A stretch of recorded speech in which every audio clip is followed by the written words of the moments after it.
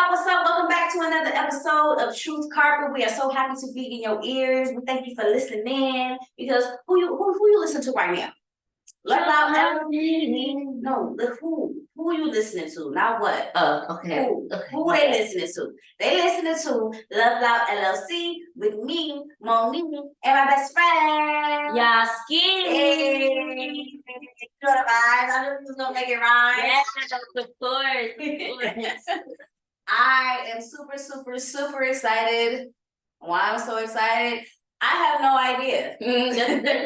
But I'm in a great mood. I'm here. I'm vibing. We're about to, give y'all this content. Y'all been waiting for this next episode, right? Yeah. So here we are. But before we jump into the episode, we gotta do a little check-in. Baby, how you doing? Girl, let me tell y'all, I'm not happy with Simone right now because my mind is stuck on this real sound to my man. Thank you to my man. Not the this. And it's so funny because that's the theme of this episode. But aside from that, that's what she was like singing before we started recording. It's because of something that we're going to get into for this episode. Stay tuned. But I am feeling good too. I feel great. I just feel like I don't know, just blessed, happy. It's very blessed in the city. Taking to church. I'm just happy. I was saying that it's Virgo season. Maybe that's why. My stuff, I'm organized. My laundry is laundered. My chores are chored. I feel organized. I feel good. I feel happy the way that things are. No complaints. How are you, Monie? I'm great. I think I'm on the same page though. How are you, Monie? I feel like I'm on the same page though because it just feels super organized. Like when I'm able to check things off my checklist, especially when it comes to like just school getting back in motion, like my lesson plans, my slides for my lesson plans, my curriculum. I finally officially finished my full curriculum for a whole trimester. So so I'm good for the whole school year. Once I finish all my lesson plans, I'll be good for the whole school year since I am blessed to be teaching 3 separate trimesters with 3 different groups of students. So I only have to prepare for 10 to 12 weeks at a time. Okay. So blessing for that. But it's still not an easy feat, like coming up with the curriculum. But I'm very excited to see like what works and what doesn't and what resonates with the students and see what I can tweak for the other groups that I have throughout the school year. But I'm really excited. Like me, I don't know why I get so juiced when I make my little slideshows. My little slide cute. It's exciting, and then you look forward to what the students are gonna say and how they're gonna learn, and especially the end of that semester or whatever, that to see the growth that you help them through. Yeah, so I'm super excited because last year what I did was, since I kind of just jumped into things and got started, since I didn't start at the beginning of the school year and started all my professional development in the summer with everybody else, I kind of just came in running and I had all the students doing the exact same thing. So what I'm trying to do this year is have every single grade level do a completely different project. A lot more work for me, but also I feel like I'm excited. I want them to all try and learn different things. I want each grade level to be just a little bit harder than the last one. So makes sense. I'm super excited. I cannot wait. I can't wait to share what they're working on. Yes, come through, teacher. Yeah, I'm feeling accomplished right now. Like I'm knocking them out. Like once I finish all these 12 weeks worth of lesson plans, you ain't gonna tell me nothing, baby. My goal is to finish it within the month of September. So let's see. Let's see. To my teacher. Thank you to my teacher. Hey, to my teacher. Thank you to my teacher. But yeah, that's really it for me. That's pretty much it. I'm just excited to get back into the swing of teaching. Never thought I would hear myself saying that, but yes, I am excited to get back in the classroom and teach my kids. That's good. That's great. I'm so happy. And I'm looking forward to the fall fashion. I've been enjoying this weather, but you can tell who could dress by how they layer things up and put things together. That's my season. The fall, it's like it's great weather and it's great fashion as well. So I'm looking forward to that. Yeah, that's definitely my favorite season. I love me a good thank you. You know exactly what I was thinking. I need one. Yes, I love me. I love my trench. I'm about to buy me another one. I saw this fly one. It's like half one color, half another one. I'm about to be like, okay, I'm about to styling. I'm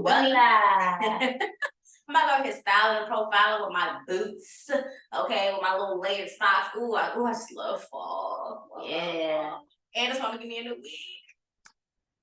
To my wig. Thank you to my wig. Wow. This is not a wig. Speaking of wigs, somebody thought this was a wig. I'm like, I'm not sure if I should accept that as a compliment. Because they're selling it on Amazon. This? Yeah, like here that looks like that. The one that just sure, like the one that your students say you look like, they're selling it. I've been getting called Ice Spice. This is what she's referring to. If you're not watching. Hey, Miss Ice Spice. Good morning. Good morning. Thank you, Ice Spice. But yeah, I'm like, I just take it as a compliment because you know it's soft, it's luscious, it's healthy, so it's luscious, but it ain't fake. Good girl. And you know, anything else you want to share before we jump into the rundown?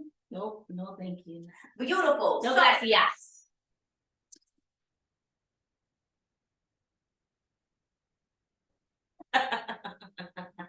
Oh my gosh. Anyway, since we are done with the check-in, we are now going to go ahead and get into the rundown. Today in the Icebreaker, Yaya and I are playing a game of M.A.S.H. Yes, we are taking it back, throwing it back. It's a flashback you're listening on a Friday, throwback you're listening on a Thursday, way back you're listening on a Wednesday. Talk about it if you're listening on a Tuesday. Anywho, we're playing a game of M.A.S.H. For those of you that remember the game, it's going to be very fun, very interesting. For those that don't know the game, you should still listen to the Icebreaker because you'll be playing after you watch us play. Right. It's going to be fun. It's going to be interesting. It's going to be giving lots of laughter. So yes, definitely tune in for the Icebreaker for the game of M.A.S.H. Then heading on over to Suite 223, Yaya or Yasi is going to be giving us some poetry in Suite 223 today. So make sure y'all tune in for that. Can't wait to hear what she had to offer because today in the hot topics, we are going to be discussing love and marriage. Do we agree? Do we disagree? What is marriage? Do we plan on getting married or changing that name? What do we want? How do we view marriage? How do we view love? It's going to be a combination, the conversation that you should not miss out on, and definitely something that you want to add your opinion into. So make sure you tune in. And then heading over to the dorm story segment, we have CAU alumni, Miss Amanda Wicks, joining us to talk about how she has her unconventional love story. Yes. Definitely tune in for that. We had a super, super dope conversation with her and really, really, really want y'all to get into the conversation that we had. Like, just I wish I could talk about it right now. I know. But it's so juicy and it's so good. And I want you to like feel what I'm saying right now. So you're like, ooh, I wanna go listen to the song. Can I say something? Go ahead. Like, it's one thing to have the discussions with as single women about what we want and how we want to make it work, but to hear somebody's story that's actually living through it and experienced it, it was like I was just sitting there like, oh, like this is great. So stay tuned to that part. Yeah, stay tuned all the way to the dorm stories, and then after that, you know, you got to tune in all the way to the end so you get all the announcements on this here podcast, so you miss out on nothing that Love Live LLC has to offer. There's always something for everybody. It might be a sale. You always get tuned in for that question of the month. We might be giving something away. I don't know. You got to tune in today and find out. I'm just saying. Just saying. Who knows? We don't even know. We'll know when we get to the announcements. That part. But anywho, without further ado, we are now going to head over into our icebreaker. I guess that's our new trend. Let go.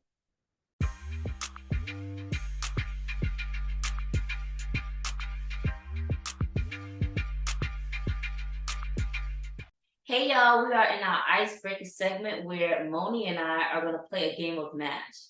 If you are not sure what the heck we're talking about, it's not potatoes, it's not food at all. We are talking about a game that we used to play as kids, and M.A.S.H. is an acronym that stands for mansion, apartment, shelter, and home. Aside from that, there are categories that you have to come up with and choose some options under each category. some things that you want, some things that you don't want. And the categories that we came up with for Monie are man, car, place, career, and kids. Under man, what kind of man is Monie gonna get? An attractive man, an ugly man, an average looking man. What kind of car is Monie gonna get? A Jeep, a punch buggy. If you don't know what a punch buggy is, it's a Volkswagen Beetle, but a punch buggy. What kind of another car she may get is a Range Rover. Where is Monie gonna live? In this either mansion, apartment, shelter, or home? Where's it gonna be? Cali, New York, or Arizona. Career. What is Monie gonna do for work? A writer, a stripper, or a rapper? Yo. And how many kids will Monie have?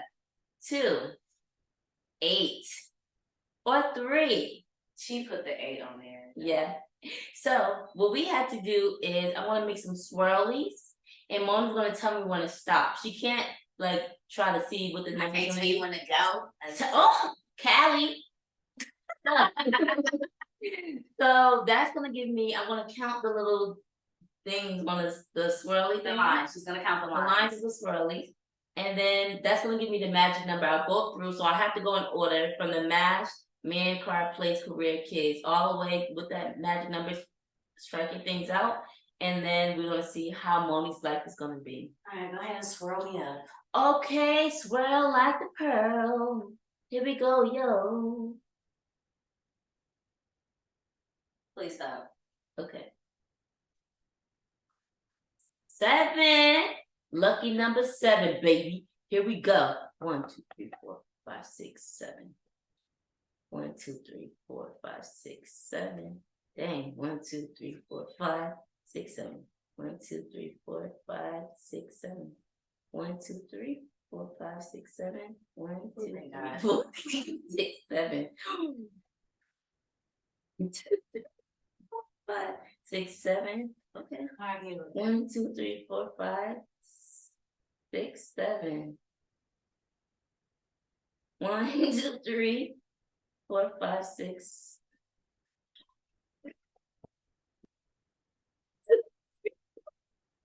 5, 6, 7.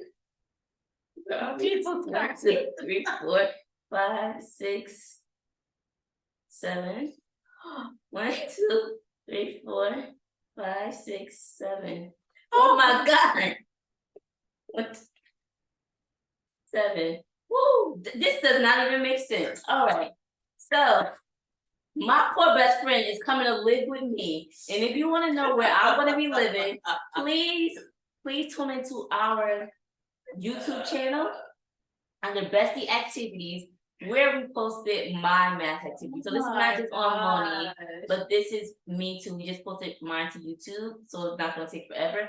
But it looks like Monie's gonna be spending a lot of time with me and my lover wherever we're gonna be living. Yeah, never mind. I'm not gonna say this on hers. You gotta go watch it. You have to watch the YouTube see mine. But Monie is gonna have a shelter. She's gonna be living in the shelter with an ugly man.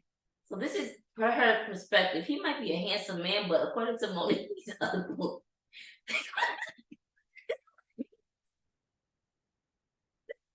You help me get out the shelter. No, y'all in it together. Y'all gonna be dropping them.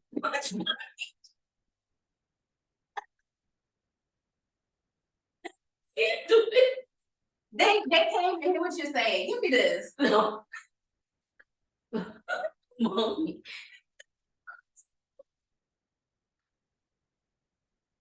Yeah, I'm going to be in a shelter with an ugly man.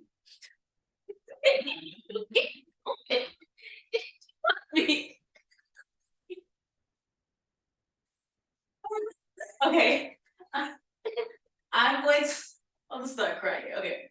I'm gonna be in a shelter. I'm crying and I'm cramping. With an ugly man driving a push buggy in Arizona, and I'm a rapper with 2 kids. Yo, I'm crying right now. I need some tissue. Oh my God, that I was cramping in my stomach because this doesn't make sense for you, Monie. You would come live with me. She put the punch buggy on me. Mind you, that's not a bad car. So I used to want the punch buggy. I did. I just feel like after a while it gets out of style, so I will probably be over it. That's why I'm in the shelter, because I'm not with what's in style.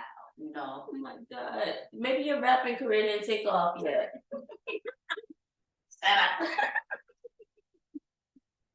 In hot ass Arizona with 2 kids in my little ass car, my ugly man in my shelter while I'm trying to rap. Your career ain't taking off because you post your ugly man on your Instagram. So you ain't getting a lot of followers. Support. Oh my god. Thank you to her man. Her ugly man. All right, this is just a game, y'all. This is just a game. We hope that you enjoyed this activity as much as we did. Oh gosh. And thanks for tuning into our icebreaker. If you play M.A.S.H or play M.A.S.H, let us know how you feel about the game. You can drop a comment down below or on our YouTube channel where you see Marvy songs. I said Marvy songs because I was thinking Renaissance. You got Beyonce. I need to go back, but I was thinking response and review at the same time. In response, I mean. That's the same thing. Yeah. Let's move on. Yeah, check out her answers on YouTube. Yeah. They not as funny as mine though. Yeah. All right. So we're gonna move on over to our next segment, which is Sweet 2, 2, 3.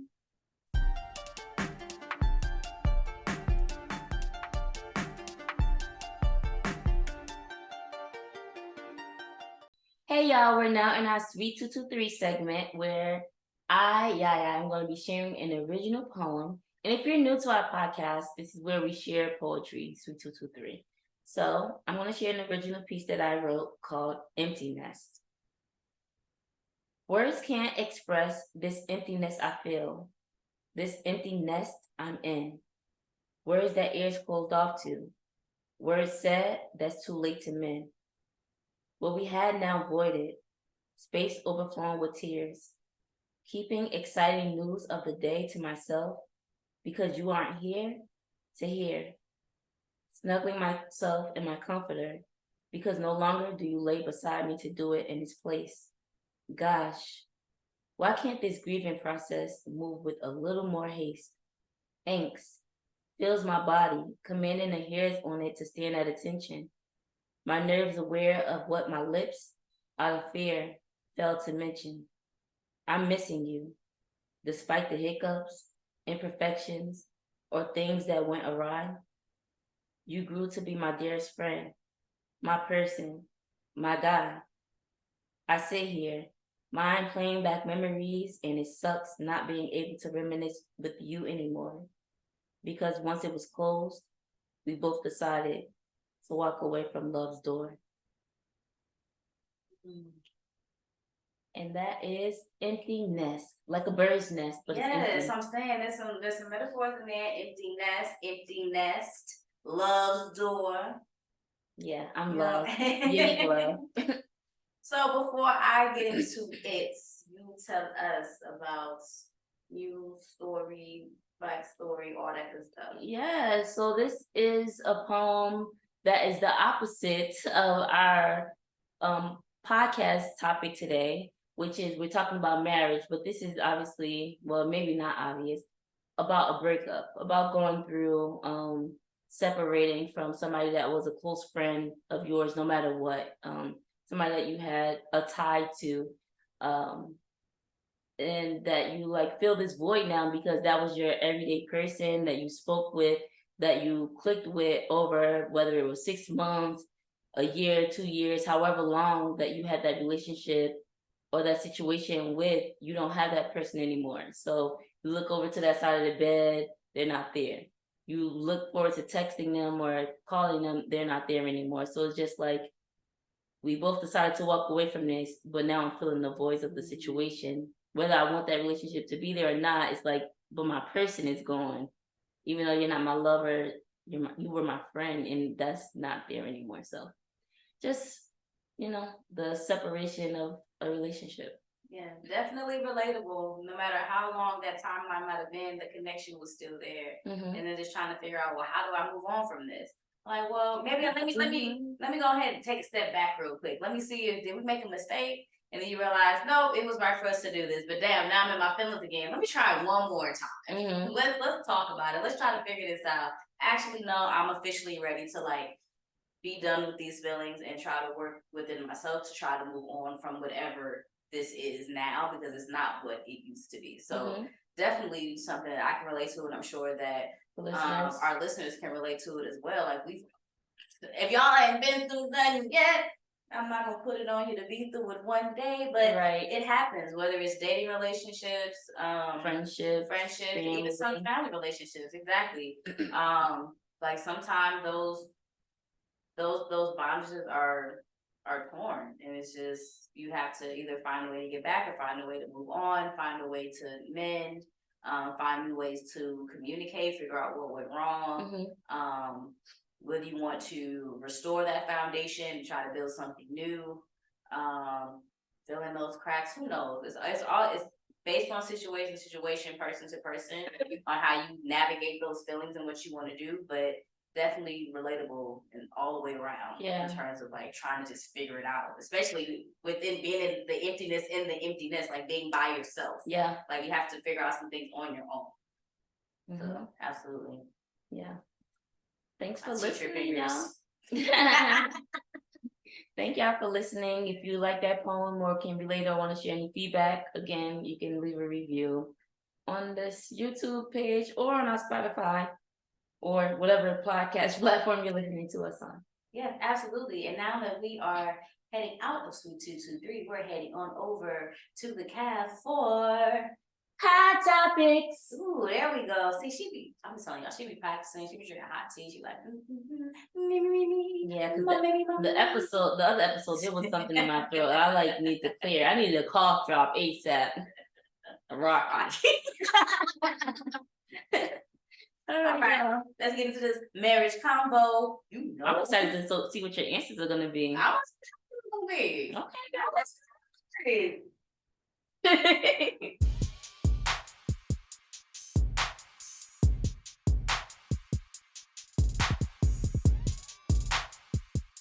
Hey y'all, welcome to the True Carpet episode. Why are you welcoming them to episode? We did that a few segments ago. I said Hot Topic Segment. All right, y'all. All jokes aside, Monie and I are going to be talking about marriage. Y'all, if y'all didn't know what marriage is, I'm going to give you the definition first. Hopefully, if you're listening to this, you know what marriage is. Yeah, but first come love, then come marriage, then come the baby and the baby carriage. Yeah. Okay. I think people put that around spirit. Yeah, maybe. I don't know about the other parts though. All right, but seriously, so we are not like experts in love or anything like that. So we don't want you to take this podcast and say, well, Yaya said and Monie said, and this is going to be that way. No, this is some questions that we've come up with that we wanted to ask ourselves, but maybe we'll ask our partners in the future what their take is on marriage. But before we get into the specific questions that we have, we want to just share across the board what is a true definition of getting married.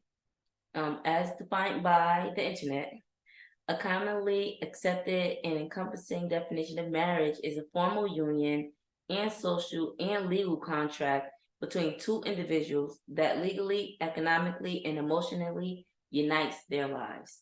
So you are firmly in a union because obviously y'all are boothing, y'all together. Not boo that. And socially because the way that you get married, you have to at least have one witness there.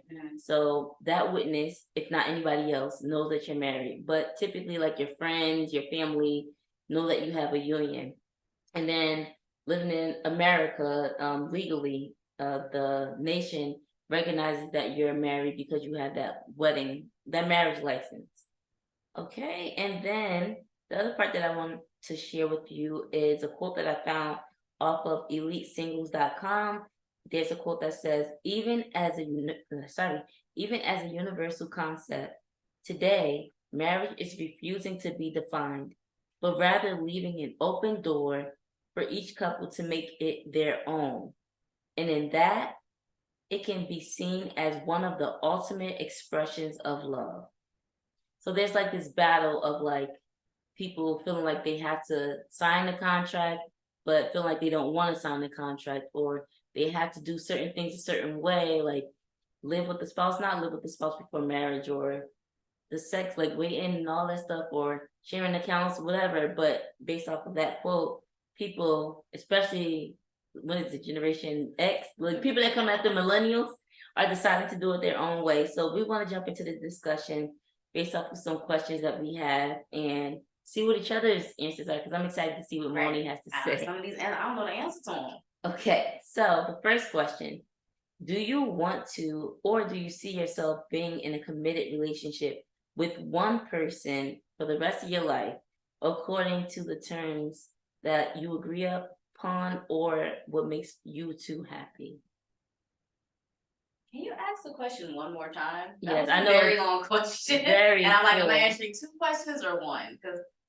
So basically, like, don't worry about what other people have to say, what love is, what marriage is, but can you see yourself in a committed relationship long term with one person for the rest of your life? Yes, absolutely. But wasn't there another question in there? It's just basically saying, like, you can come up with your own terms of how that marriage looks. So you and your person will decide what your marriage looks like. And based off of what your vows are or what your agreement are, can you see yourself sticking with that one person? Yeah, absolutely. I've been seeing myself getting married for a long time, but I think it's also because I've had an example of what a marriage looks like and the benefits of having a good marriage. Just what comes out of that and the partnership and the love that I've seen grow from that. I'm like, absolutely, I can see myself just committing to one person. I know it will take some work, seeing the same person every day, talking to the same person every day, waking up to the same person every day. Asking the same person what they want for dinner every day. But I don't know, I think it takes just a certain amount of love and commitment, and I can't think of the other word that I want right now. Affection. Not even affection.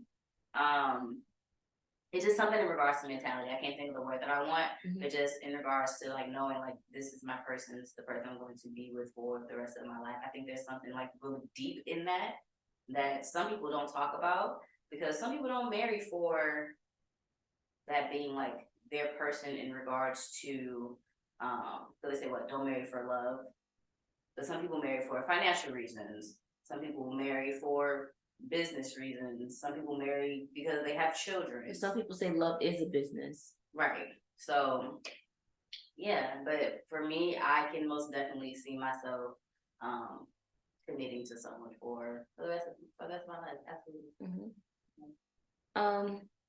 I can see that for me. I think though my journey to love is not one that I'm gonna rush.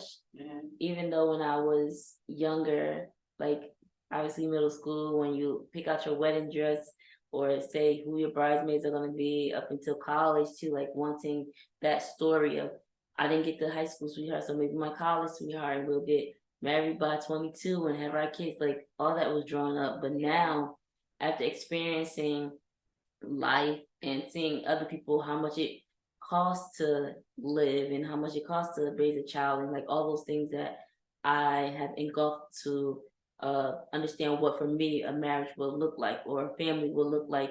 It's not an easy thing, and I don't want to end up with somebody who I'm not meant to be with for the rest of my life. So that's why I say patience is key with trying to find out who that person is. But I think it's one of those things, once you know, you know. Like I've been in a conversation with people before, and people wanting to know, well, how did other people know?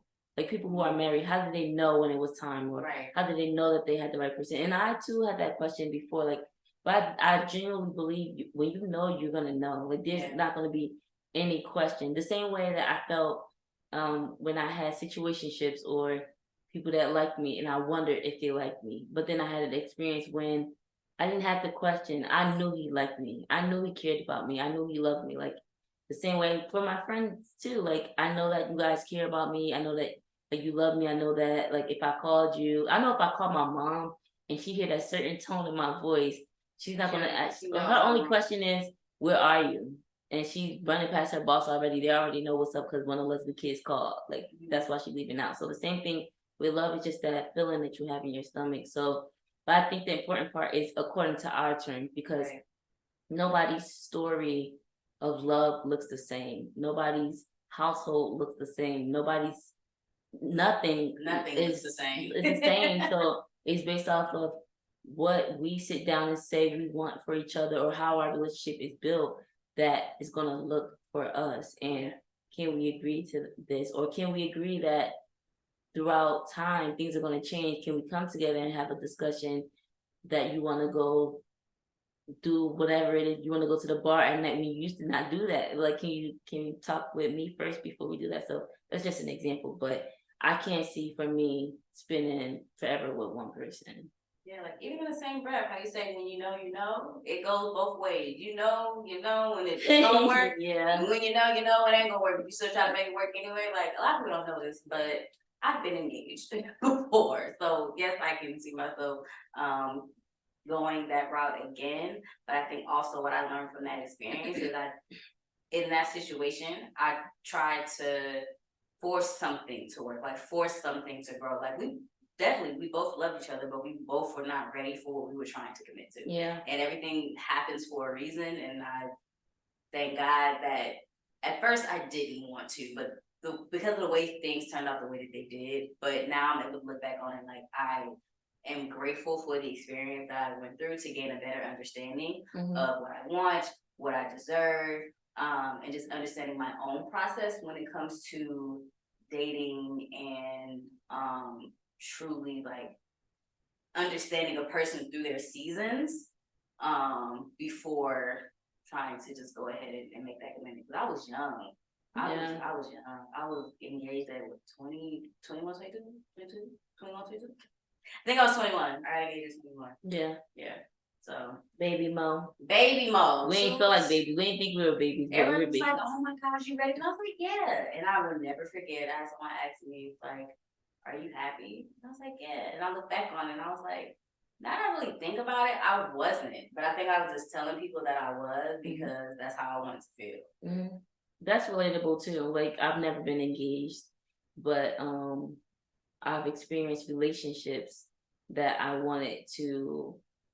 It wasn't 100% what I wanted it to be, but I tried to, like, even though some negatives were outweighing the positive, I wanted more for the positive to outweigh it, because not like people will say, oh, the fear of starting over or things like, it wasn't that for me. It was just like, but this person is so great in these parts. Do these other parts of things that I want in a relationship matter so much that I'm willing to let this go? Like, can I see it through? Can I push it through?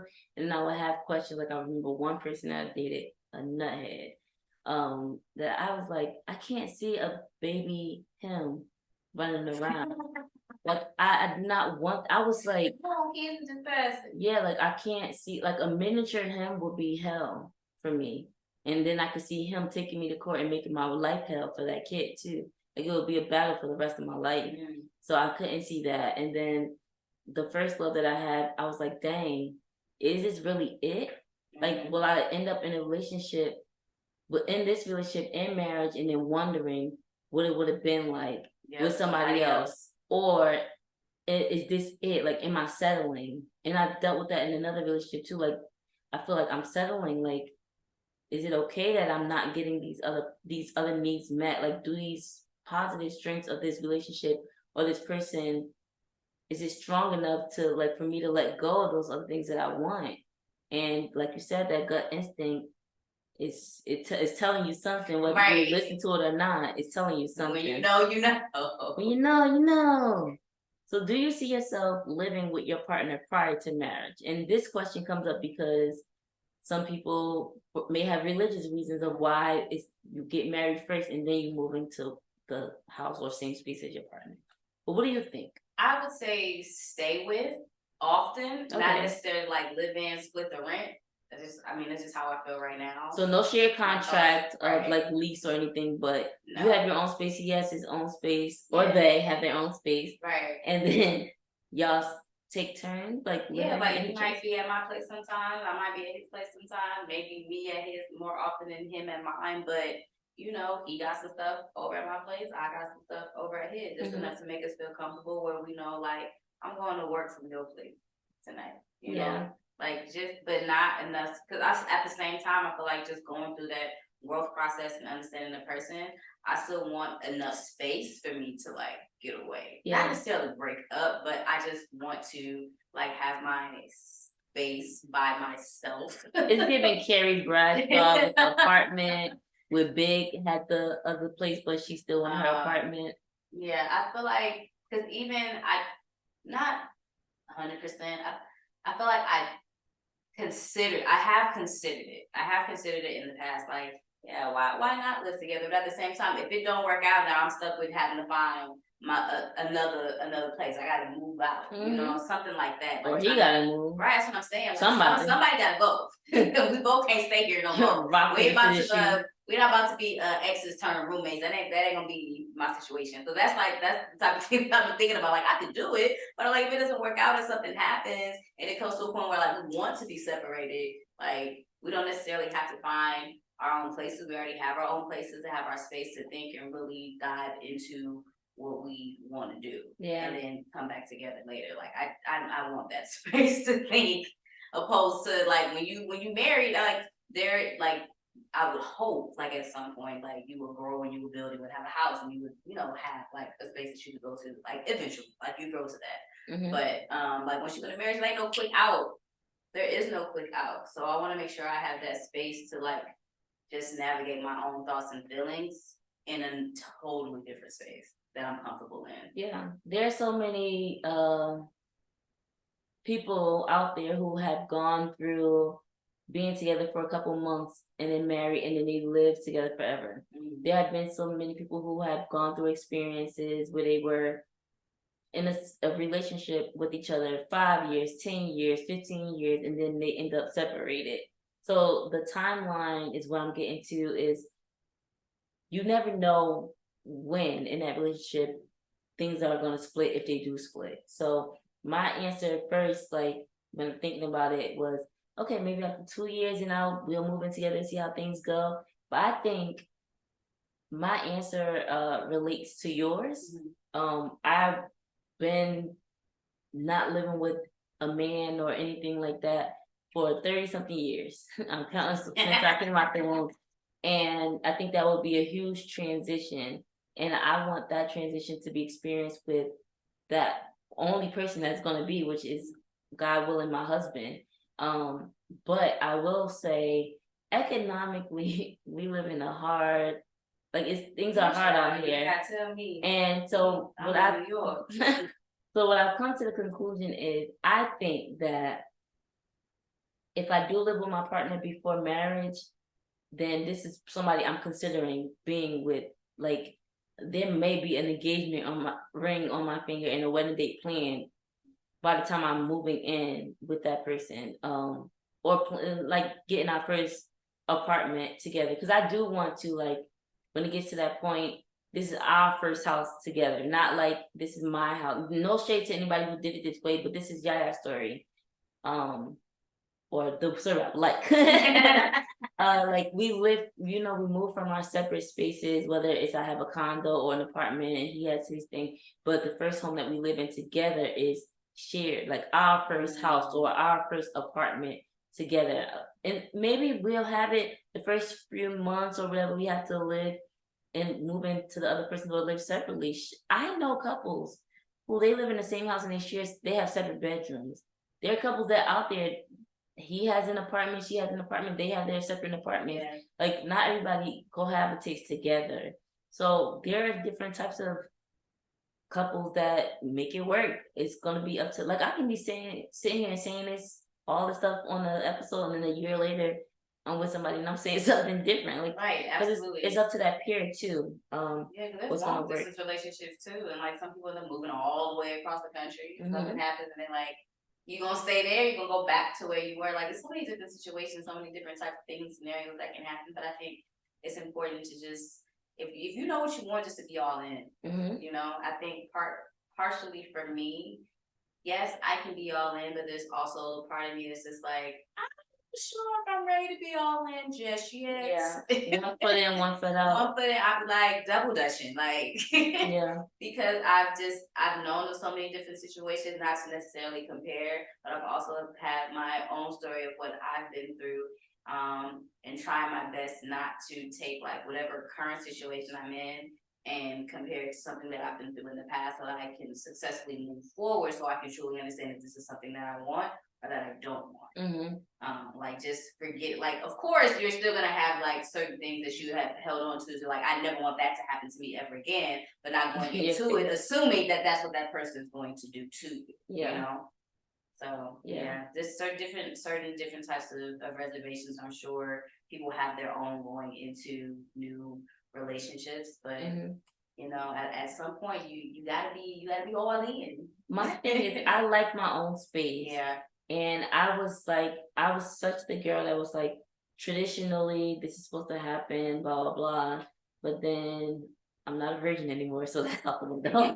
But like I've spoken to couples, and there are some people a lot of people who say you never really know anyone until you live with them.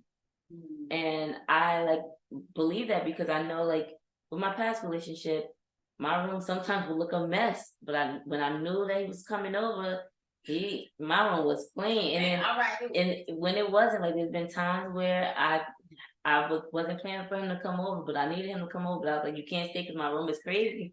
Like, like you know, like it's just some things that I know firsthand, and I know it's been his experience too. That because you know that person is coming over, or that they're staying over, you're acting or performing or keeping your space differently because they're there, opposed to how you naturally clean it. So if you are a germaphobe and you move in with somebody after you're married and now you're seeing all this stuff, it's a whole new layer to your relationship that you got to deal with. Like this is not the person that that I'm cool with. Or you talk on the phone every night and now you feel like it's quality time and all that other stuff, but now you talking to them in person, they playing a video game or busy, and it's not hitting the same. Like I think living together will help give that experience. But I'm kind of like on the line, like it doesn't matter. I'm not like sold on one particular thing. I'm kind of like I'll go with the flow of it. It ain't gonna be like 2 years together I'm living with you and ain't no ring on my finger. Ain't that? It ain't gonna be that, because I feel like at that point, if it becomes like a economic thing, I got other people I can live with aside from my boo thing. I ain't gotta be with him. Like, we gotta have something more than like that's my boyfriend, I'm living with you. That's for me. No shade to anybody else. All right. Do you want to have a marriage ceremony? If not, why? If yes, what kind of ceremony do you see it being? Marriage ceremony, maybe. At this point, I'm at the point in my life where I'll be ready to just go ahead and go straight to the courthouse. Okay. I mean, there's just some things I don't want to keep away, like from my family. Like I would probably most likely a toss up between just, you know what, let's just go ahead and do it, and then just having something very small, very intimate, like nothing too big. I'm not. Yeah, I used to want like a really big wedding ceremony, but not anymore. Yeah. I'm at a point where I'm just like, let's just keep it simple. Me, you, a couple friends, few family members to witness, and then have a big party later. Like that's where I'm at right now. Like, which is so funny because I was engaged the first time. He was like, "No, let's go to the courthouse." And then someone in my heart was like, "No, the courthouse." I don't want to go to no courthouse. I want to walk down the aisle in my dress, and then now I'm at a courthouse. It's like, I mean, granted, then I'm glad my brain was not dodgeable it. But at this point, I'm just like, just at the point that I'm in my life, it's just a more relaxing, more free, just more, I don't know, it's just the vibe. Yeah. I really don't need nothing too big. I'd rather invest into something, like invest in the honeymoon, invest in a house. Yeah, not really too much as far as like the wedding ceremony. Have a big party later. that's where I'm at. Yeah, I hear that 100%. As going back to the little Yaya, like I used to literally flip wedding dresses out of magazines, write down who's going to be invited, even to the ages of 30 something. I would always, like every so often, write down who's close to me and who I can see at my wedding. Because the only thing I can see is right now my family giving pushback of like, if I say I have a a max of 100 people, they can be like, oh, but what about Aunt Betty? I don't know no Aunt Betty. Like, what is that? So I honestly, I go back and forth of, do I want a big reception or do I want to just keep it simple?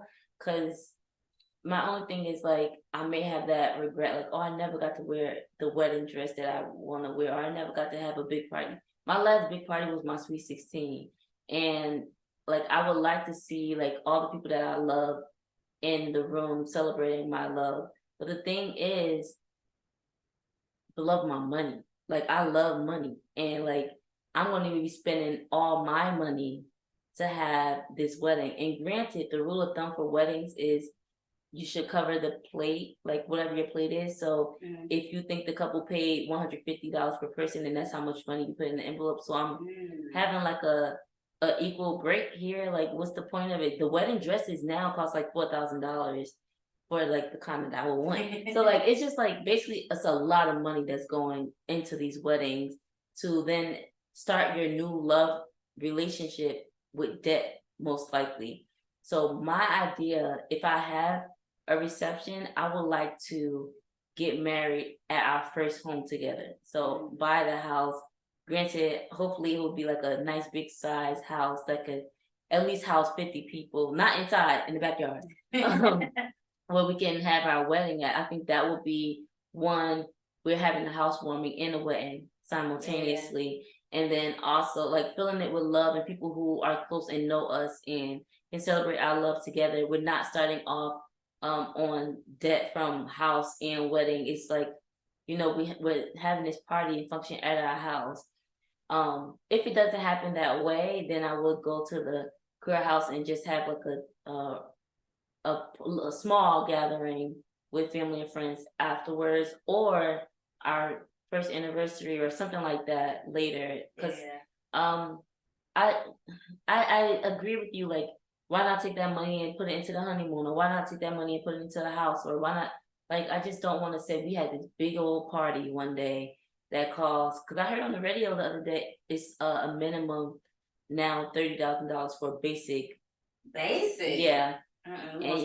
Yeah.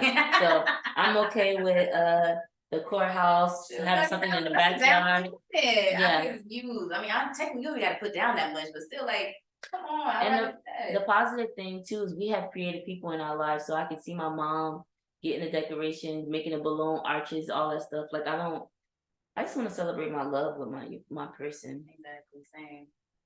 So, marriage. When I think of marriage, I think about family, right? That's the reason that you're having that union. Some people want kids. Some people want pets. Are those, I hate to say things, but do you want children? Do you want pets? If you do, what would you do if your partner does not want children or does not want pets or don't want the same number as you? Like, what happens then? It would have to be something that we'd have to discuss, because yes, I want kids. Pets, not so much. You can get fish.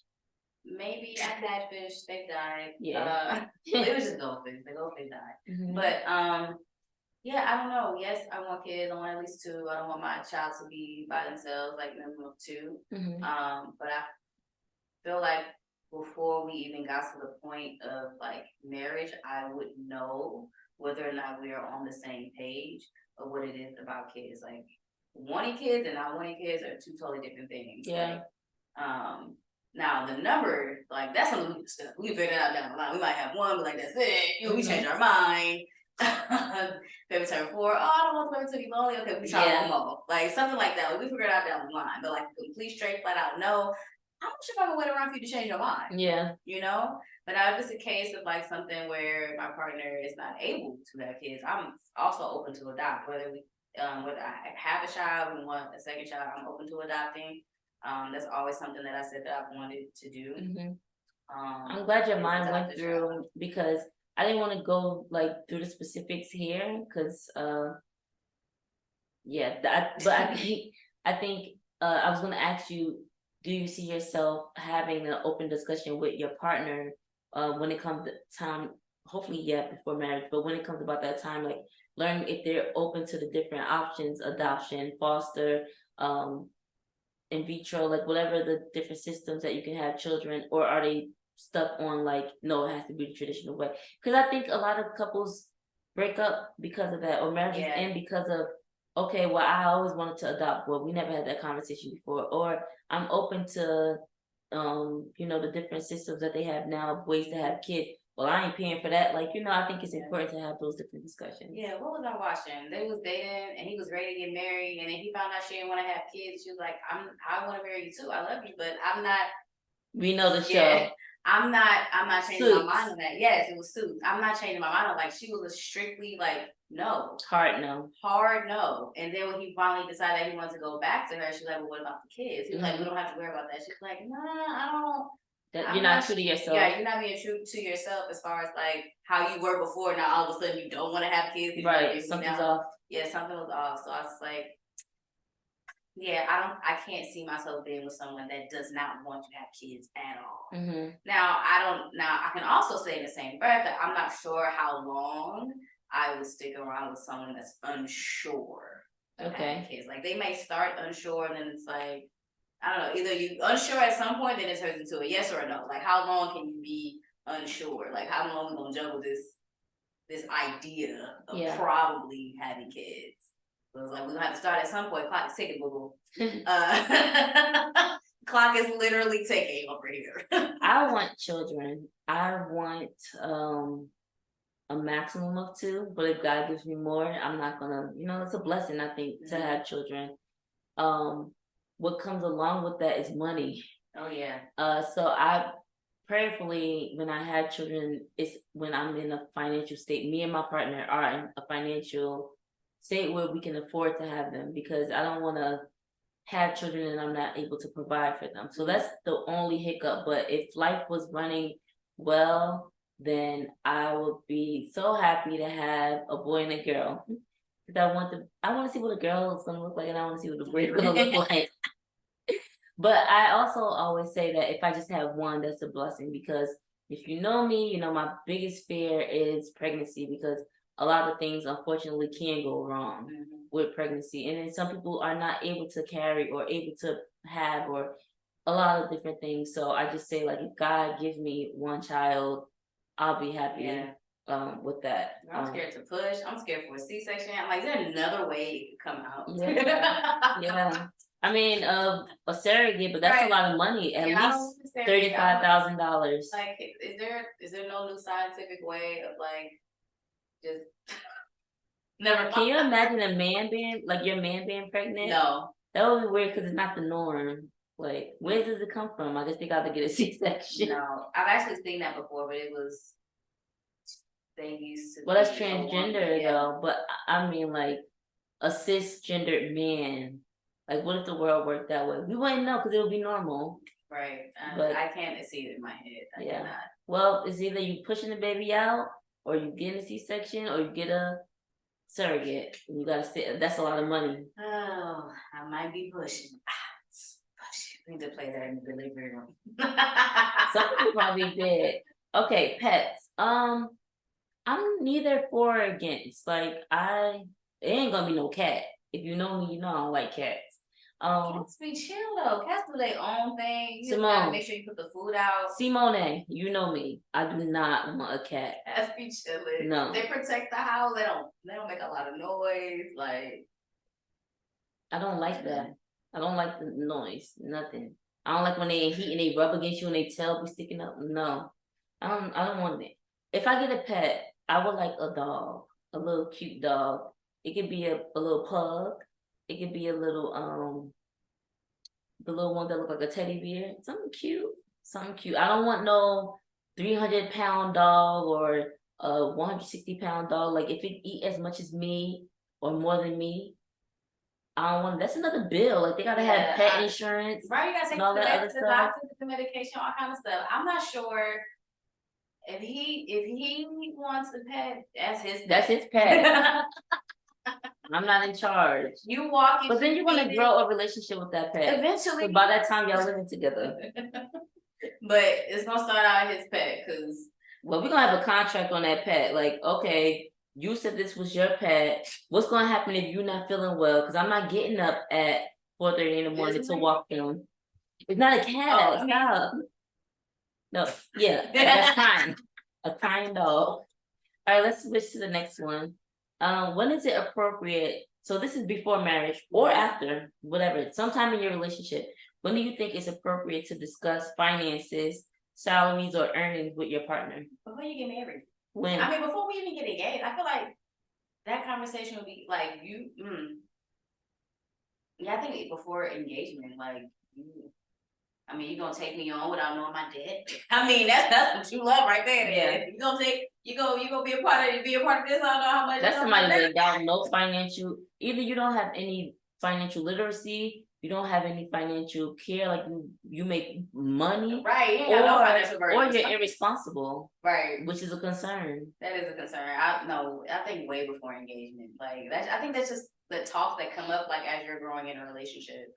I won't say it will happen right away, but like just through conversation and things that's happening, and as you get more involved in each other's lives, you'll start to find that information out. Yeah, it'll come out. Yeah. But I also think too that it's important to have that conversation. I've never had that conversation because of I think that everybody has their minimum. Mm-hmm. And they may not say that, but I think everybody has their minimum of what they expect their partner to make. And just the fear of if I say my minimum, if my partner doesn't make that, then what happens after that? Or if I don't meet their minimum, then am I gonna be embarrassed? Or is it like, or am I like, are they gonna debt me after that? Like it's over with her because she don't make a certain amount of money. So like just fear of what their expectation is or what my expectation may lead me in our relationship. But I do think that it's definitely something that should be discussed before an engagement even happens, because you're engaging and finding out what you're going to be taking on as that person, especially if you go the traditional way of getting married. Like, I'm taking on your debt now. Right. Unless you get I forget what the specific contract is. You can get, there are ways around that you can sign. That's her debt? Yeah. Not a part of that. And I'm not talking about a prenup, but there are other things that you can do to go around the whole system or whatever. But I do think it's a way to get to know your partner too. How do they manage money? Like their responsibilities. Do you guys spend the same way? How do you have to help them? Like, are you going to be hiding every time you come in shopping and stuff? And then they're like, well, she got this debt, and like the judgment factor that comes with it. But I'm just thinking, like, once I don't know for sure. I might listen to this next year and be like, oh, I discussed it way earlier or way later. But I think once those feelings start to evolve, like, oh, I'm starting to imagine like spending time with them, or I hear them talking about their career and things or their goals or whatever. I think it's just like it should kick in at that point. Not that I'm trying to judge you, but I'm trying to see like where you are. Like, because even then, like, you also have to ask yourself the question: what if something happens to them and they're not able to work? You know, that check ain't the same. You know, you gotta think about that stuff too. That, and then also, thinking of like, oh, I want this kind of lifestyle. Like, I want to be able to pay off a mortgage, and we both have our separate cars, and our kids go to private school, and then this and that. And then I find out that you're making whatever, like a salary that can't, with mine, afford us that. Or this person comes with a certain amount of children, or a responsibility with their parents, or a responsibility with that, and and they make that salary that it sounds good in my head, but this child is a part of that salary, and this parent and this responsibility, like all that. So then, can I really have that lifestyle that I envisioned for myself? Right. Like, am I willing to go to sacrifice again to let go of that, what I wanted for us and our kids to have with that salary? Like, we can't live in la la land forever. We can't live in this lusting forever. We have to be realistic of where we are. And if you are not at that point where you can provide the way that I want or that you want for yourself, then what are you willing to give to get to that point? Exactly. Like, are you willing to do it? And if not, deuces. Deuces. So, deuces on that dream or deuces on that relationship? What are you willing to? It's give and take. Okay. What's your regard for splitting or sharing financial responsibilities? So, are you willing to split bills? Are you willing to split rent or mortgage? I mean, we was talking about 80-20. Is 30-70. Let me know. 50-50. It depends on you. Honestly, I don't have a number on that right now. splitting some responsibilities financially, I honestly don't mind. I don't need him to pay for everything. If that's something, and we talked about it and that's what he wants to do, baby. Thank you. Yeah. To my man. Thank you to my man. But also, like, I don't know how I'm gonna end up with, depending on the situation. Like, it's not always gonna be a case where he getting paid, 100%. I don't mind doing my part, paying bills. It's just I pay bills already. It's not gonna be much of a difference. Yeah, I feel the same way. I think it's because of how I was raised by my mom. Like I know there are some people that are out there who their parents raised them to your money is your money and his money is your money. Like, but my mom taught me, even with going on a date, if he's treating me or whatever, no matter what he says, make sure you still have some cash on you because you never know if he may flip on you, he may kick you out the car. You got to find your way. Maybe he may give his card to the waiter, and then the card is declined. You should at least have enough to pay for what you ordered. Even like hoping that his card goes through, I was still taught to not order anything off the menu that I can't afford to pay for myself. Same thing. So I feel the same way. Feels the same way about livelihood too, because my mom also taught me if I do live with a man, make sure that I'm able to afford the rent or the mortgage without him, because what happens if he decides to up and leave and don't come back? Can I afford to take care of myself? Can I afford my bills? God forbid if he leaves in another way, like he passed away or something. That's sad, but it's the reality of some people. Like I have to be able to, continue our livelihood, whether it's kids or not, without him there. So it's a sad truth, but reality. So going into that, it doesn't have to be an even split, 50-50. Right. It can be 80-20, 40, whatever. Like it can be 60. Yeah, 40, 40, 60. But I've also I know of situations where the couple they share bills, and then when they go into it, the man is the 80 and she's 20. But then there are layoffs that happen, or the person gets sick and they can't give that 80 anymore. Be prepared. Be prepared. That's from Lion King.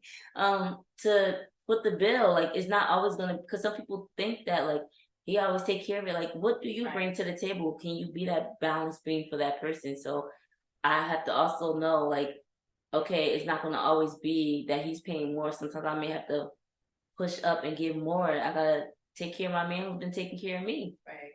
So it's not like I don't expect that the man gives more all the time. Yeah. Or everything. Right. Like, I mean, that's what the joint account is for. He got his money, you got your money, and it's your money, Young money. All right. Would you be comfortable living in a home? Sorry. Apology accepted.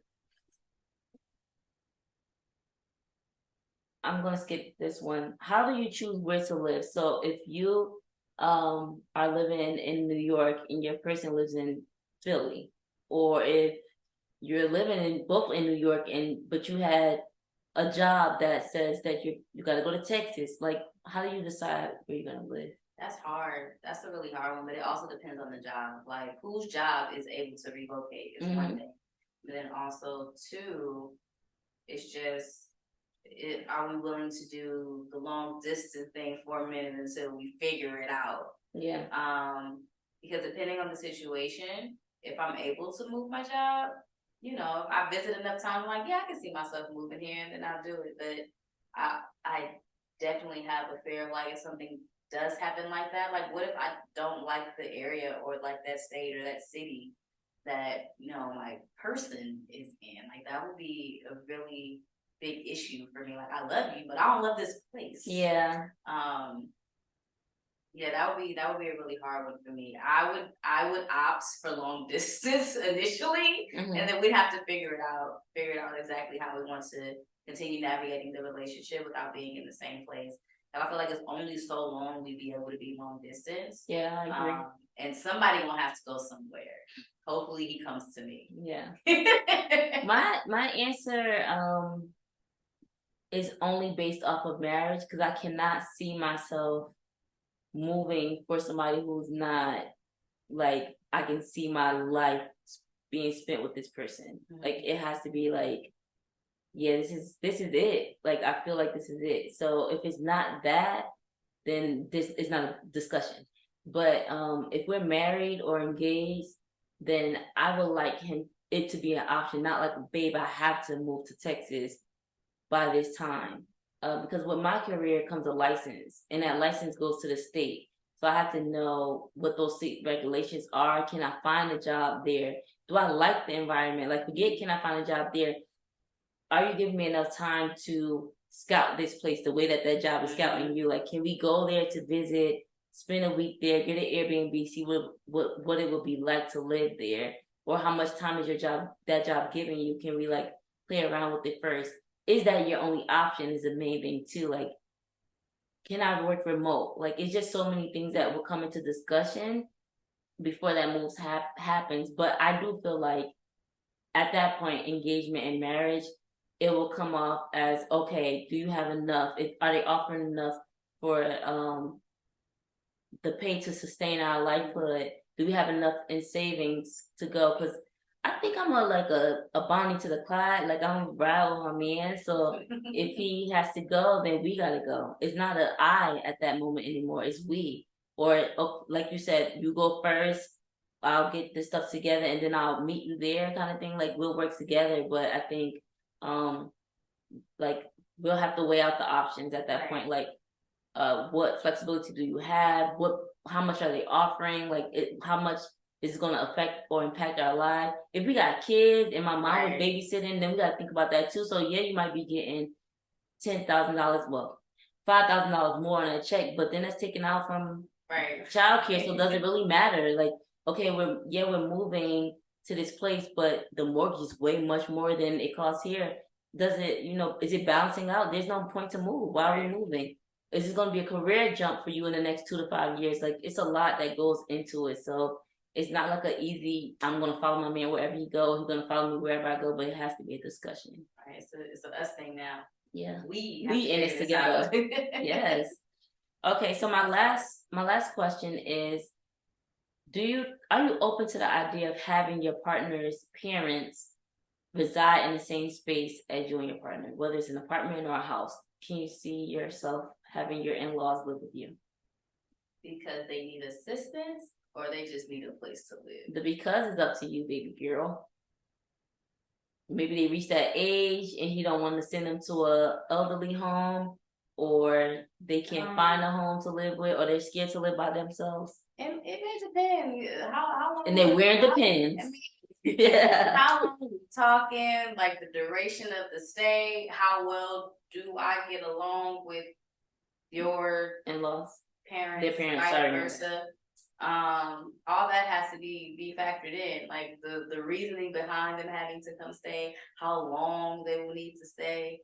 Like, if they, I don't know, if some boundaries are overstepped, am I able to get out?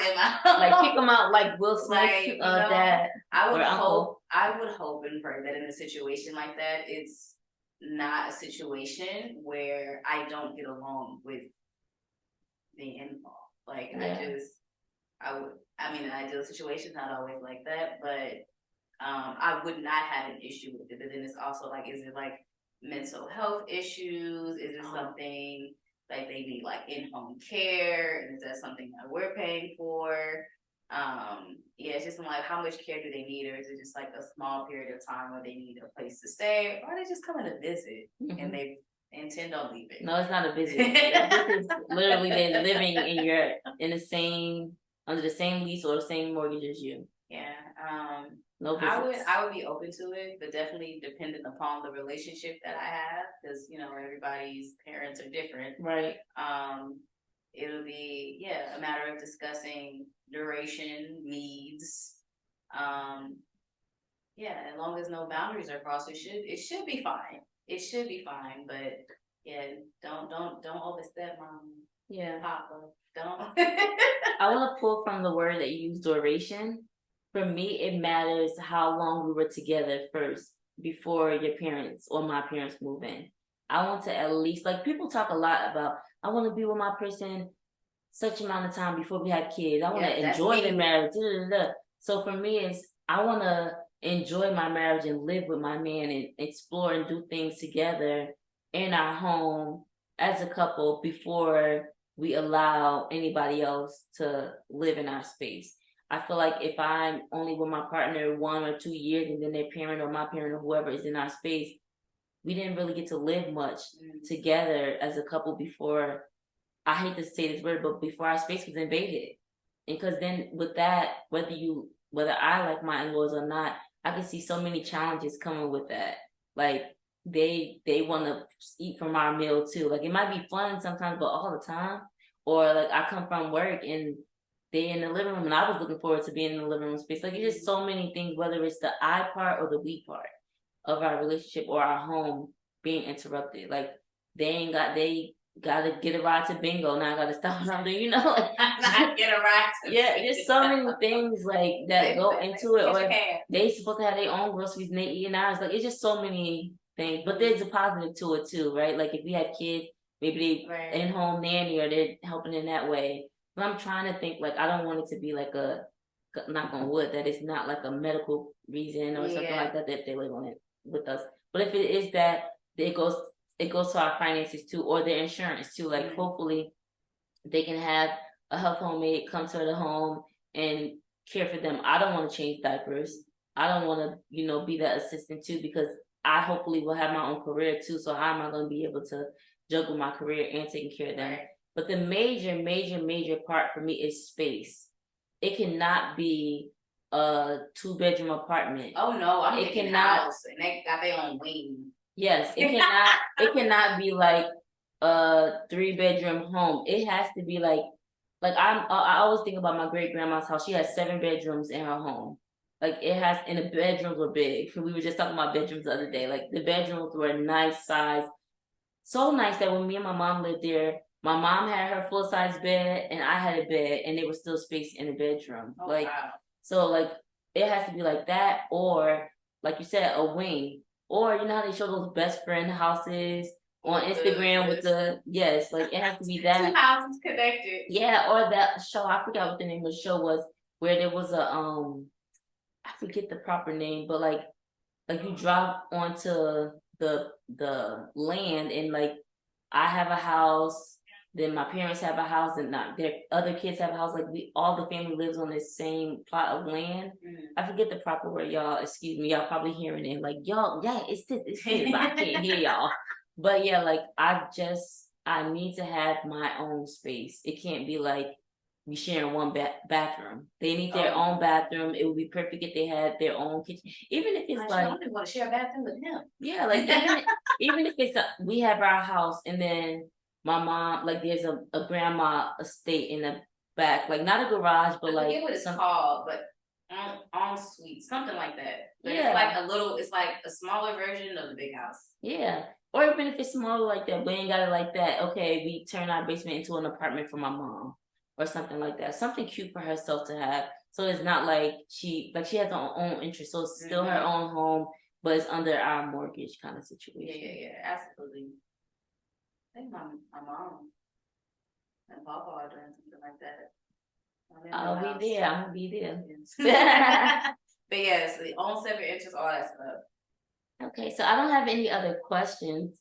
But I do want to know, when you think of marriage. This is a question. Okay. But this isn't written down. But my last question is, off the dome, what's the first song that comes to your head when you think marriage? I think marriage. The music on I have never been so much. I know that song. A oldie, but a goodie. In love. I'm speeding it up. Before, what a difference a true love made in my life. It's called Love Ballad. Yes, I know that song. I know the title. LTD, I think. Okay. Why does that song come to your head? I don't know. It just makes me feel warm when I listen to it. And yeah, I've always seen myself like walking down the aisle to it. Or first dance, I don't know, but like I really, really love that song. It's like when I think of love, I think of that song, Love Ballad. If you don't know Love Ballad, listen to Love Ballad. Yeah, a goodie. The first song that came to my head when knowing that we were doing this podcast, or any other time I thought about marriage, I think about, for the millennials out there, Marcus Houston, Marriage. That song. I don't know that one.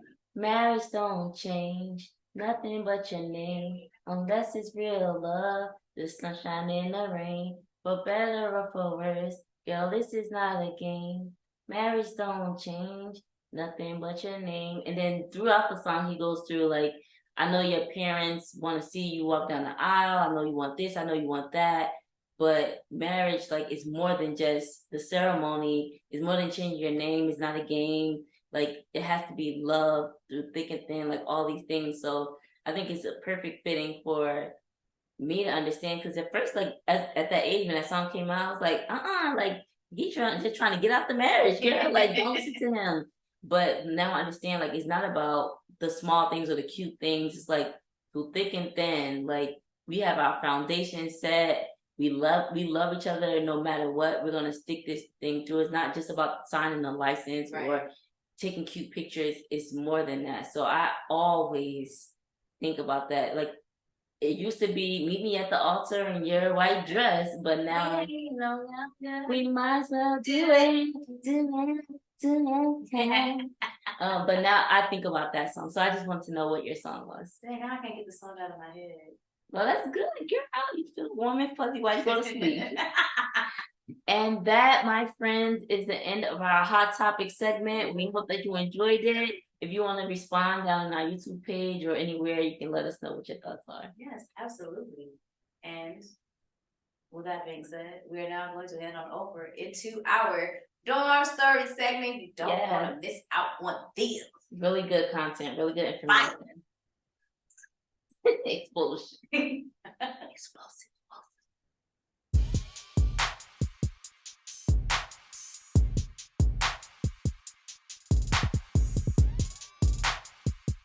Here we go, yo. Here we go, yo. So what's the scenario? In today's dorm story segment, we have another Clark Atlantic University alumni by the name of Amanda Wicks. She is going to be sharing with us her love story, since we are talking about marriage on today's episode. So we're going to get deep into all about how they met, where they are today, and just their beautiful love story. So, Amanda, get us started. Jump into it. Let us know about your love. Yeah, I don't know where to start. Well, I mean, I think we met in what's becoming a traditional way, but it's still rather untraditional. Like, we met online, we met via Instagram. So obviously you hear those stories more and more often, but especially at the time, it was just not necessarily something that was normal yet.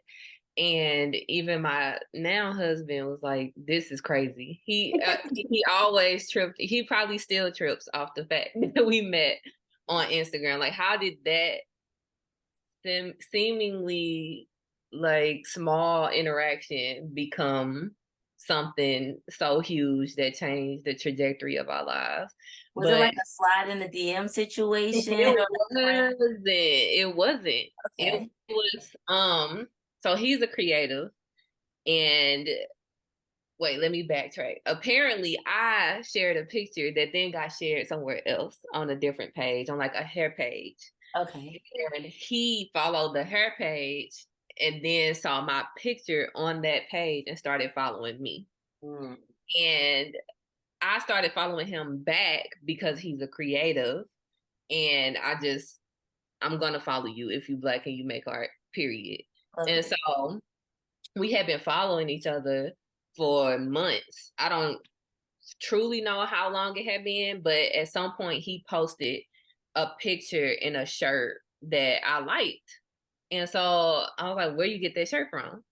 This is in the comments. This is not in a DM. This is in the comments. I'm like, where you get that shirt? And he did not respond to me. And I'm like, okay, whatever. I just forgot about it. It was literal months later that he finally responded to the comment. To the comment that I forgot I even asked. And long story short, in that interaction, he ended up like sending me a shirt because he made it himself. Oh, that's He dope. sent me a shirt. I was still kind of confused. I'm like, I didn't ask you to do all that. I just really wanted to know where it came from. And he sent me the shirt, and then that kind of started our like friendship, because that segued into, oh, I made this thing. What you think about that? And him sending me just some of the stuff he created. And then like from the point I posted a picture in the shirt that he gave me forward, we have talked every single day. Like, Oh wow. we have not talked since then. So y'all became besties. Yeah. Right. Yeah, we really did, because honestly, I wasn't checking for a relationship like that. I definitely wasn't checking for marriage, definitely wasn't checking for a serious relationship. So even when he popped up, I viewed it in a way that I hadn't viewed people before. Not people, but men before. I used to always view them through the lens of, could you be my partner? Like, could you be, potentially somebody I could be in a relationship with? But when he popped up, I didn't necessarily view him that way. It was just like, I like talking to you, I'm gonna keep talking to you. Like, right. I'm not thinking so far ahead for the first time ever.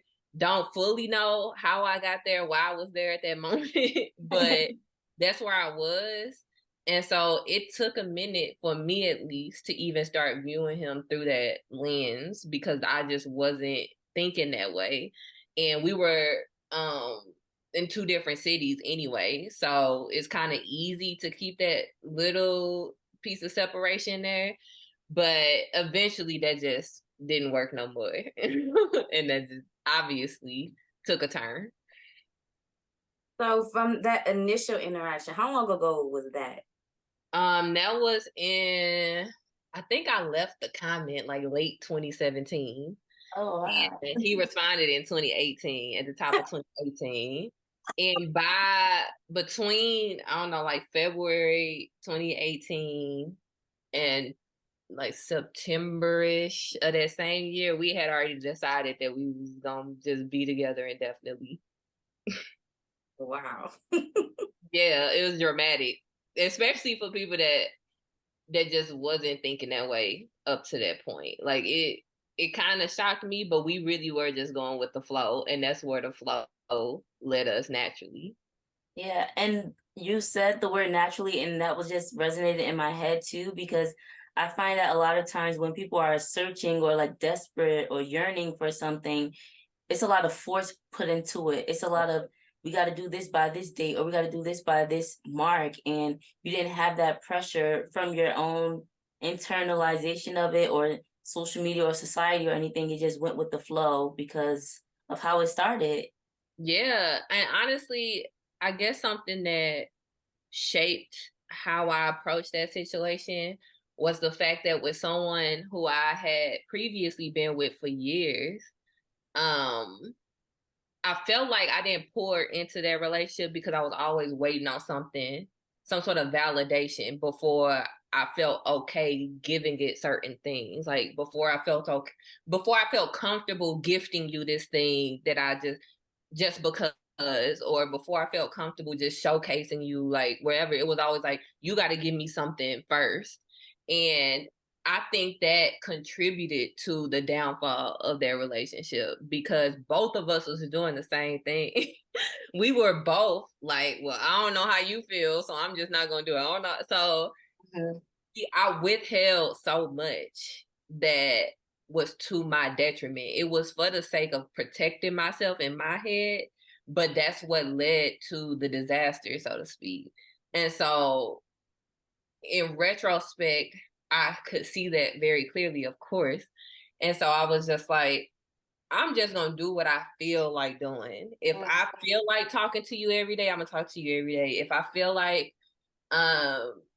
doing something random, popping up where you at, and whatever, I'm gonna do that. If I want to get you this random gift, I'm gonna do that. If I want to spend the night, I'm gonna do that. Like, I'm not about to overthink it. I'm gonna just flow with how I feel in that moment and continue to just fuel that feeling instead of letting all that doubt and just just angst about what is and what isn't just shield me from experiencing the relationship, And I feel like we both met each other in that place somehow.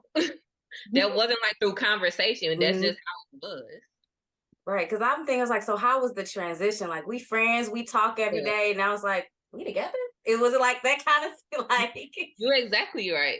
Yeah. You are exactly right. And I always hesitate to kind of tell the story only because so many people, we know stories circulate the internet and people get those little snippets of, well, he didn't do this until our 5th date, or like some dramatic that should have happened day one in everybody else's eyes, and now everybody's like, they hate each other, like, yeah, or you settled, like you should have never, but they working, like they that. How did that little piece tell you that? And so I'm always just like, I don't want y'all to like judge me because we went months without ever talking on the phone. Like ever. Our first time we talked on the phone, we had already seen each other in person, like took trips and everything. And we had never like called each other. Wow. Well, look Like, at you now. yeah, because Right. we just, both of us, neither one of us like talking on the phone like that. And that's okay, We never called ourselves boyfriend, girlfriend ever. We literally went from this somebody I talk to all the time to, I guess, we engaged since we decided we gonna get married. Like every decision that we made, like every step of it was just so natural that it didn't feel like we was just making these huge life altering decisions because it just made so much sense. Yeah. We didn't have to question it. It wasn't so heavy because it just made sense. There was no reason to question it, and it still isn't. I love that. And it was so genuine that it helped you to bring down the walls that you had up, which you mentioned from your previous relationship, being hesitant, feeling like you had to do something a certain way. But when you just let go and was yourself and did things from your heart and in your own time, it led you to the happiness that you have and the partner that you have, which matches well with you. And I think that's the most important part, is like what meshes well with you. Like I could say this, but I'm not telling everybody to go out and do what I did, because you might not be okay with not talking to somebody on the phone. It's like that's not the lesson here. The lesson is to do it your own way, in the way that your mind, body, and soul needs it. Not by anybody else's standards, anybody else's like regiment. Like you have to define it for yourself, every part of your relationship and every step of your relationship. Yes. If you don't do that, then you're gonna be consumed eventually. Yes, absolutely. It's just like how everybody's self-love journey is different. Everybody's relationship journey is different. Everybody's friendship journey is different. Like I always say, you can take notes from things that you see, but doesn't necessarily mean it's going to work for you. You have to find your recipe. How you going to whip up your thing in the kitchen? You know what I'm saying? What works for you? What tastes good to you? Everybody don't have the same palate. You know what I'm saying? People feel like they're in a hamster wheel and they feel like whatever they're doing just isn't working. I feel that's when the desperation kicks in and you turn to everybody else's experiences to define yours. But really, we just got to dig deeper into yours. Because, like you said, you're not going to find those answers elsewhere because everybody is different. Every situation is different. But I understand that drive, because if you keep doing something, you're just not getting the results. You're like, yo, like something got to give. Maybe. Like, I think they're successful. Let me just see what they're doing, and you could glean some useful information, but it's definitely not the be all end all by any extent. Yes, absolutely. I 100% agree. So when you're talking about things that you've experienced with this specific journey, you're saying basically do it your way, do it your way, do it your way.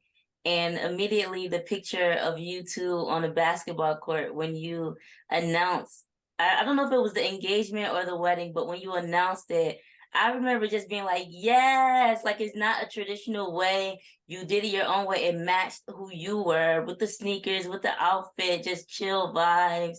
I just absolutely loved it.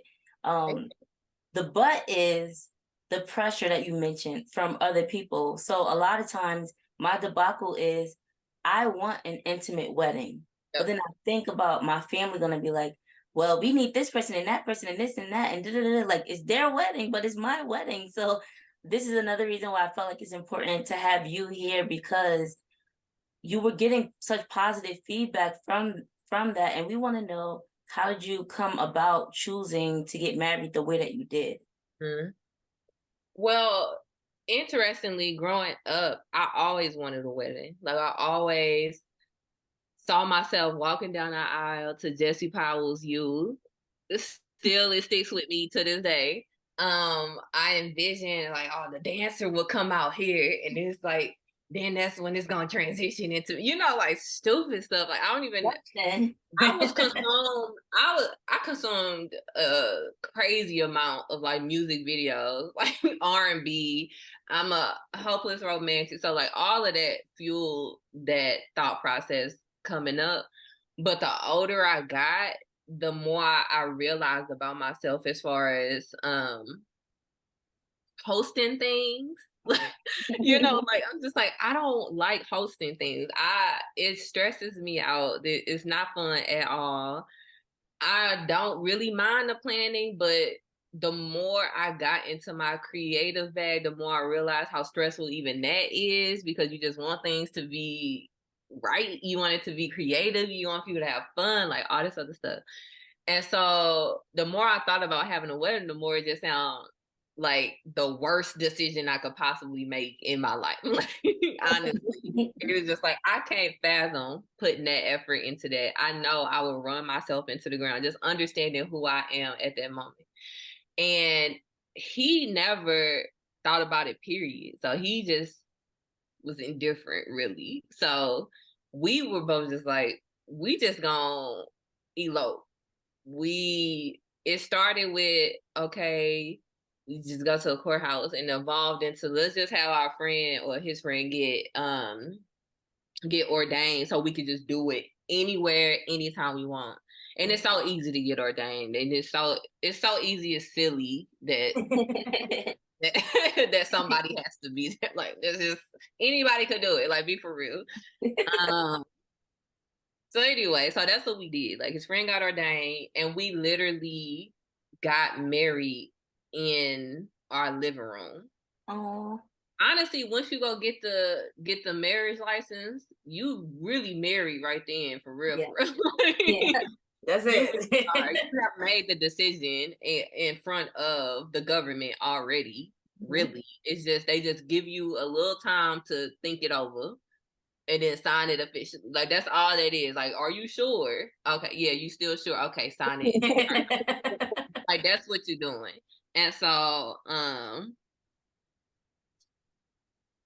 of course, I had people who were disappointed that we weren't having a wedding. Mainly my mama. To this day, she will bring it up. But I've always been somebody who just did stuff the way I wanted to. I never been like, oh, that's how you want. I'm gonna make sure it happens because you want that. It's just been like that. If it don't make sense, I'm just not gonna do it. Like honestly, and it did make sense to me. I'm like, it would be our money, it would be our time and energy for our day. I don't care what y'all think at all. Like at all. I get the sentiment, and you're not wrong for wanting to participate and witness it or like whatever. And I'm her only daughter, so it was really like, you gonna rob me of this experience? I'm like, yeah, like I can and hear you my mom saying that too. yeah, and you gonna get over it too. You know what I'm saying? And she did. I mean, she'll bring it up, but she don't hate me. There's no rift between us. And I fully acknowledge that for some people it might be that deep. So I'm grateful. For me, it just wasn't. But I had to move forward like without it. And she's like, I could just come pop in, you know. I'm like, why just sign a paper? Like, I'm not even putting on clothes. I have the same shirt on. Like, I don't know. Like, we did not care. So even what you saw, the pictures, we just figured we need something to commemorate the moment in general. By that point, we had been married for a couple of days, so that wasn't even the day we got married. We actually got caught in a bad storm and this flood and got stuck in the middle of somewhere in Texas on our way to go take the. It was a lot. So that's why it didn't happen on the same day we got married. Hey, but I've heard that rain on the wedding day is a good sign. Yeah. I've heard rain on the wedding day is a good sign. I never heard that, but I heard that too. It not only rained, it flooded. A bar hit the highway. It was crazy. But yeah, it was a very easy decision for us to just move forward that way. And I regret nothing. The only thing that I wish is that we had some moment that brought everybody together. I don't wish I had a wedding. I just wish I had maybe like a reception like thing. Because you know they say people get together for funerals and weddings. Yeah. You know, like certain groups of people. And I'm fortunate to have friends in a lot of different places, and for that reason, they have never been in the same room. And I feel like I missed that opportunity to have that while I'm alive and well, you know. And so we still may have an anniversary party. It would be something random, it'd be like a 6-year anniversary party. Like, who does that? Probably something like that. But just because I do want that moment, but that's the extent of the regret, so to speak. Yeah, I was gonna say you can go ahead and just keep it with the unconventional. You can have people get together at any point that you want to. No, we can have it on our anniversary. I'm like, no, it would be our anniversary is in September. Well, we would have it in like May or something. It would be so random. It's just a party. Right. We just gonna pick the day that we think works best and hope you can make it. Exactly. I might send out a poll or something. Like happy 1,000 days together. Yes. I like it. I like that too. I have a question, which is, how would you define love and how would you define marriage? If you have a definition, or if you want to share from your experience, what does it feel like to love somebody and what does it feel like to be married with someone? Yeah. So I always thought of like love itself as just caring about the well-being of somebody. So it's countless people I love. It doesn't take much for me to just simply love somebody, to care for somebody in that way. And then I say being in love is when you want something to do with it. Like you care about their well-being and you want to participate in it. And so that's always been kind of my differentiation between the two. And so in marriage, I feel like that's just what's always gonna be there. You know, it's like you care about their well-being and you want to make sure that you contribute to it and vice versa. Like you're caring about how stressed they are.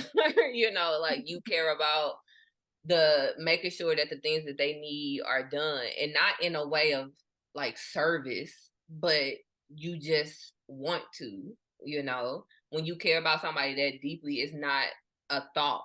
It doesn't feel like a task to make their life easier, because honestly, marriage itself to me is just like, okay, you signed this paper and acknowledged to the world, to the government, that y'all are together. And I don't want to reduce it to that, because it's packed with so much, but on this most basic level, that's just what it is. Yeah. After that is what you put into it, what you define it for yourself. Yeah. And so for us, and it's really about just partnership. And so I feel like if you're not making my life easier, if you're not lightening my load somehow, and vice versa, then we might as well not even really be together. Like I can do bad by myself. If I'm gonna struggle, I could just do that by myself. It'd probably be easier. You know, Right. like I don't want to carry your load to Right. I you. don't need the extra stress. I'm Yeah. already I stressed don't over want it. here. I Yes. don't want it. So I feel like that's what it is. It's like you're gonna take on the things that may be more difficult for me to do or not as easy.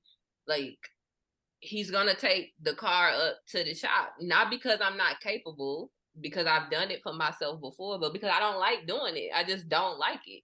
Yeah. So you're gonna go do that. He doesn't like doing certain things, so I'll do those things because I don't mind doing them. You know, and it's just that constant give and take. Like that's the balance of it all. But in the end, no one person should feel more stressed than the other or whatever. It's just like that's the balance. So when I hear about relationships where it's like, no, you solely have to go do this thing to make me happy, it just kind of it's like an alarming to me because the more stressed you are, the more stressed I am. Period. Because I love you, you know. So we all need to be good up in this joint. Yeah. And it's whatever that takes to strike that balance is what we are going to collectively do. So if you've been super stressed because you got to work overtime doing something, I'm going to make sure that you don't have to think about like nothing else because it's going to be a time where I'm super stressed because I'm working overtime doing something where you're going to have to pick up the slack too. Yeah. So it's just about always having that, striking that balance between it all and making sure that no one person is carrying like this heavier load than the other person just because you feel like that's how it has to be. And like, no, what's the point? Like, why would they be married if they just more stressed than before? And like, I wouldn't be here. If I felt like it was making my life worse, I just wouldn't be here. I just wouldn't. It's just plain and simple. Absolutely. I love it. It's like the running theme is genuineness, like being genuine, being true to who you are, Yep. genuinely loving somebody, giving yourself to that person, but you're pouring into one another. I thought of the Libra scale because you said you're balancing one another out. Because if he's stressed, you want to be stressed, and vice versa. So how can we make both of our worlds less hectic and more comfortable for the both of us, and doing it at our own pace? And it just makes me think of when Monie and I were coming up with this episode, I think I literally asked her, what's the point of marriage? And then we both were like looking at each other, and then she said, but it's the same thing when you date and then you go into a boyfriend and then that and fiance, is the only thing that changes is the title. Yeah, you love each other more, you care about each other more, but it's only another day from the day before that changes anything. So it's how you define it. And it literally is showing from what you just shared about your relationship and your journey. So I really love everything that you just shared with us. That's literally exactly how we view it. We was like, this is no, if we were not married, like we had never signed the paper, I'm 100% sure we would be living this exact same life. We would be sitting here living together, doing the same things we do every day. The only reason why we officially got married was because we just wanted, we know, unfortunately, that we still live in a society that values the official nature of marriage. I mean, even from like the official government standpoint, you know, like it's just easier to do certain things, to navigate certain things if you are officially the spouse. Of course, I want to fully acknowledge there are ways around all of this because people be like, you ain't got to be married to do that. Just do da da da da. We know. There are always workarounds for everything, but nevertheless, it's more straightforward, and we not going nowhere anyway. So it's more straightforward if you just married. Yeah, and that's just the society we live in. So that is the only reason we officially got married. I ain't even changed my last name yet. I meant to do it years ago, still haven't. So it's just, you know, like that show we just playing. doing it your own way. love. I love that. You're doing it your own way. I really, really love and appreciate you coming and sharing your story and your experience with us. And I'm hoping that our listeners also enjoy and have a new perspective on love and life and how they may want to lead in their relationships. It's just a matter of just owning your story and what you truly want to do with it. As long as you're happy and you're enjoying the life that you're leading, what's more to it? What's more to it Exactly than that? What is more to it than Exactly. that? So before we let you go, Yaya, do you have any other questions you want to throw out there real quick? No, I feel fulfilled. I just want to know, is there anything else that she wanted to share before we let her go? No, main message has been put out there. Do you? That's Yeah, do you, boo-boo. Right, do you, boo-boo, period. what- All right, so before we officially let you go, we want to let you give you the opportunity to let the people know where they can find you. So IG, Twitter, whatever you want to put out there, where you want your You can handles. find me literally everywhere. At Stacy's Interlude, STACY Interlude. One day I might change it. I don't know. I've been sticking with the Drake lyrics for 20 years now. So. All right. Well, thank you so much. We'd definitely love to speak with you again at some point in regards to love, relationships, marriage, and all those good things. But definitely appreciate having you on the show. It was a Thank great. y'all for having me. Yes, absolutely.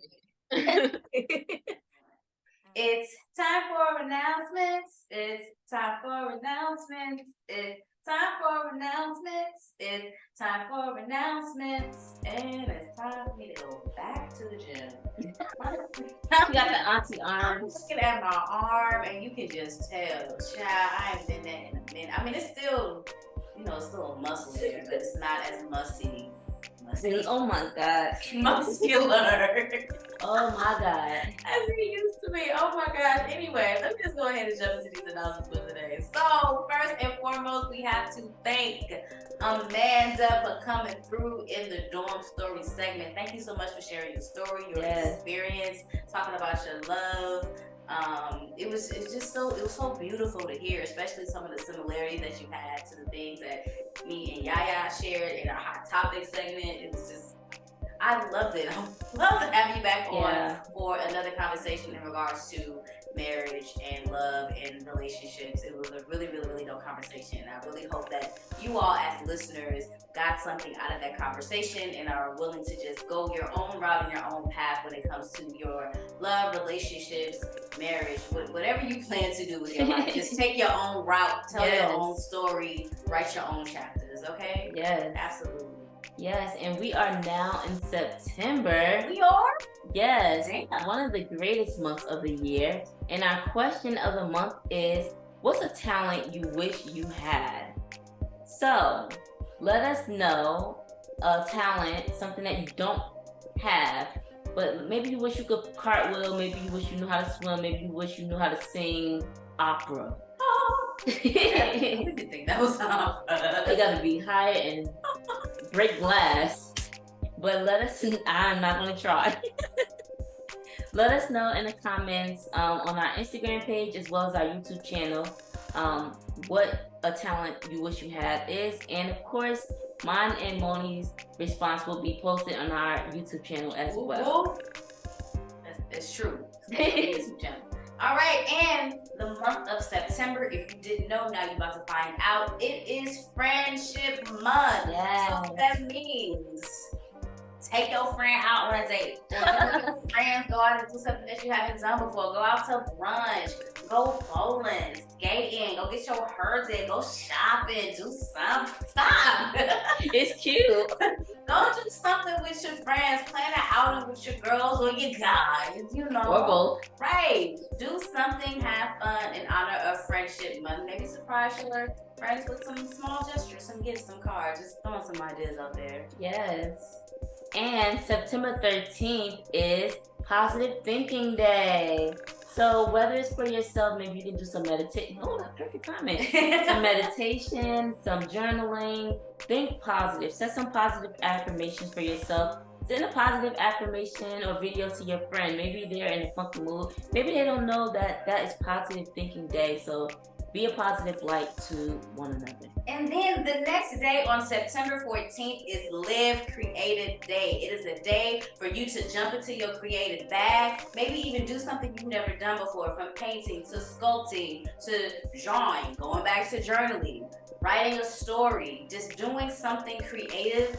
Just get your mind going on what you can do. So make sure you look out for those posts once we maybe give you all some ideas on what you can do on those days for being positive and for being creative. Yes, and 7 days after that, it is Yaya's birthday. Who's Yaya? I think about in college when I make the video. I am Yaya. So I am going to be turning a day older, a year older, a new year on September 21st. So we're gonna have a website sale for 15% off. Make sure you go to our Instagram page to find out what the code is. If there's a code, you never know. So just to celebrate my birthday, giving you a discount.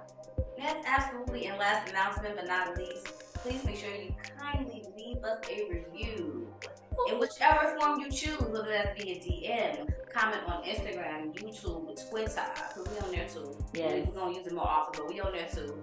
Whether you want to tell us via text message, if you know us well, you want to tell us on Anchor by leaving us a voice message. We're still looking out for those voice messages to include you on our podcast, so we can share your voice message with all of our other listeners. We want to hear from you because we appreciate when we get feedback from y'all, and y'all let us know how much y'all appreciate listening to us. So, yes, that is it for this episode of True Carpet Week. That was good. Yes, it was. And we got 2 episodes left to go for the season, y'all. Just